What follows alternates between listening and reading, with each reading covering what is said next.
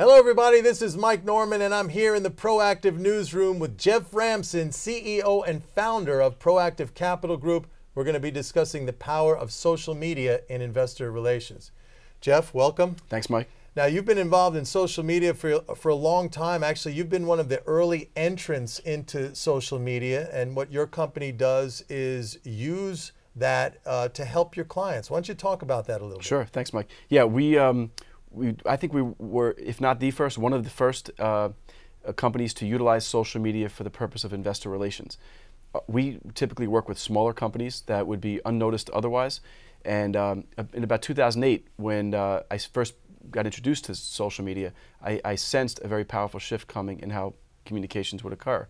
And I thought there'd be a great opportunity for smaller companies to leverage that, to create a voice for themselves. And that was the genesis of ProActive Capital Group. That was the purpose for originating the company. No doubt. Now, when we say social media, we're talking about what? We're talking about Facebook, Twitter, basically the internet and different ways to interact with other people. Correct. Correct. I mean, there's the major channels that everyone's familiar with: Facebook, Twitter, LinkedIn.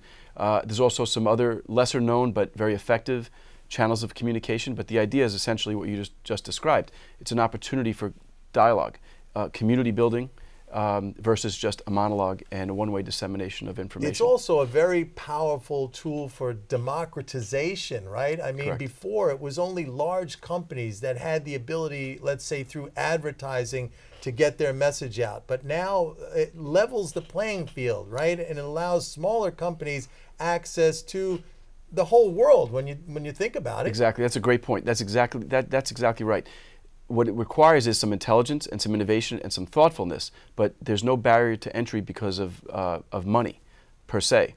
So yeah, it allows a small company to have a big company voice if they utilize social media properly, correctly, and in an intelligent way. And I've heard that recently the Securities and Exchange Commission, the SEC, sort of gave its blessing to the use of social media for companies as a means to get that message out, right? How does that change the playing field? It's a great question. So yeah, there's been a shift from the point of view of regulation where you can now use social media if you prep the investor community properly first. You can use social media for dissemination of news. So that changes. I have a very interesting opinion on that. I think it changes the perception, first of all, in the corporate world of, the acceptance of social media. But in reality, the strategy of how you use social media really hasn't changed. So I'm happy to discuss that with you as well. But I think that's. So in other words, you mean social media, as powerful as it is, it's one element in a bigger scheme of things. You still have to use a lot of the traditional means of, creating messages, conceptualizing Correct. them in a way that grab people. Is that what you mean? And I think that when it comes to disseminating news, I still think the traditional wire services are the best and safest way to make sure you're in compliance with Reg FD. So I recommend to all of our clients, your news should go out through the news wires as always, but you should also be interacting or disseminating through social media channels. I wouldn't rely on a social media channel as your primary source of news flow. Can you give us an example of how you've helped one of your clients through the use of social media? Sure. So what we do is, I guess the best example would be this. One of our clients early on was very reluctant to get into the social media space, but and one of the points of resistance that we get from our clients is they feel if they're in the social media world, there's going to be a lot of negative dialogue about them as well. And I explained that whether you're involved or you're not, there's conversations occurring about you. So early on, one of our clients was very, very upset because there was a negative article written by a prominent journalist via a social media site. And they were really upset about it. That could be a problem sometimes. That's a problem.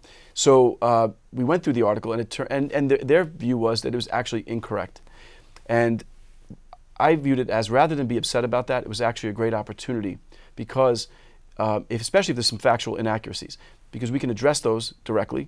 And given that the author had quite a following, once we addressed it properly, the author accepted that there were inaccuracies, retracted and republished. That was a very, very big win for the company. So that's an example of how you can take something that was kind of a crisis and turn it into an opportunity. It's good to know. It's good to know because oftentimes companies don't have that or didn't have that ability to do it. Correct. Jeff, thanks very much. It sounds like social media is definitely going to be a very important aspect for many companies for a long time to come. Thanks, Mike. Sure. That's it for now, folks. We'll see you next time. This is Mike Norman in the ProActive Newsroom saying bye-bye.